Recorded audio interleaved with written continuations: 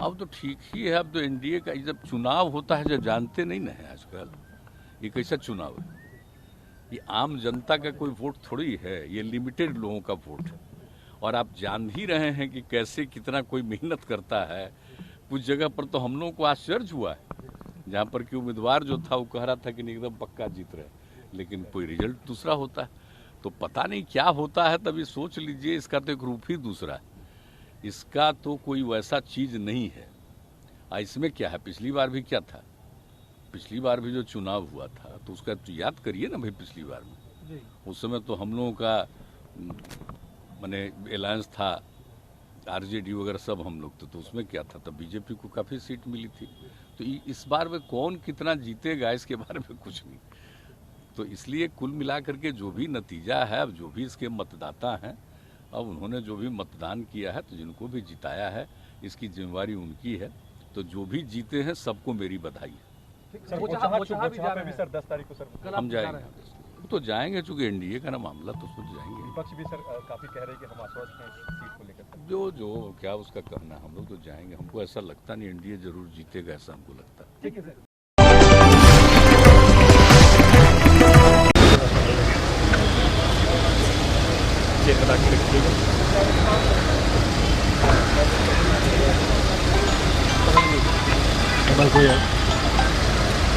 Hello,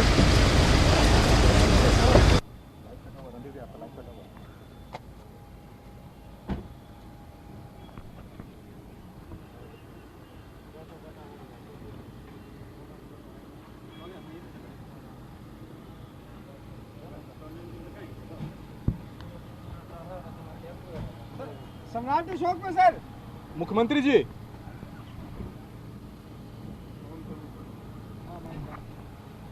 ना बोलेगा मुख्यमंत्री जी। सर सर सर देख वो आकृति दिखा रहे हैं।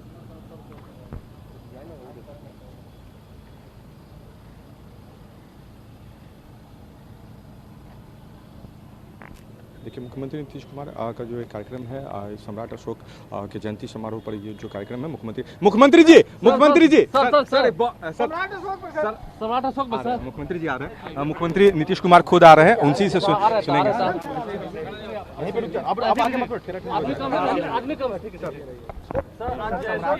तो पता है इसका नामकरण हमने सम्राट अशोक कन्वेंशन केंद्र दिया था, और उसके लिए सम्राट अशोक के जितने बहुत सारे लोग जिनकी चर्चा करते थे, उन लोगों ने हमसे मुलाकात की थी 15-16 ईस्वी में। हम लोगों ने बात किया कि इसका एक सरकारी ये होना चाहिए उनकी जयंती का।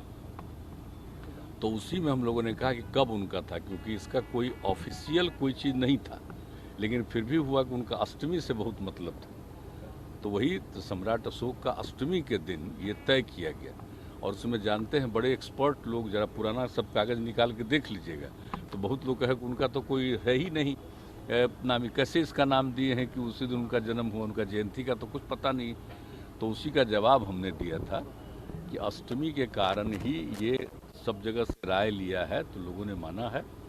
तो इसलिए सम्राट अशोक जी का ये अष्टमी के दिन जयंती का हम लोगों ने रखा है। और इस दिन आप जानते ही हैं कि सरकारी तौर पर एक दिन के उपवास का कर दिया था हम लोगों ने प्रावधान, अवकाश का कर दिया था हमने उसी समय प्रावधान।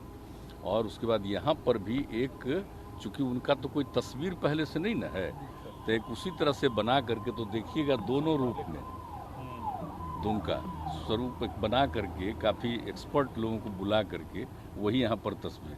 तो हम तो हर बार आकर के यहाँ पर करते रहते हैं माल्यार्पण, और नाम भी यही रखा था।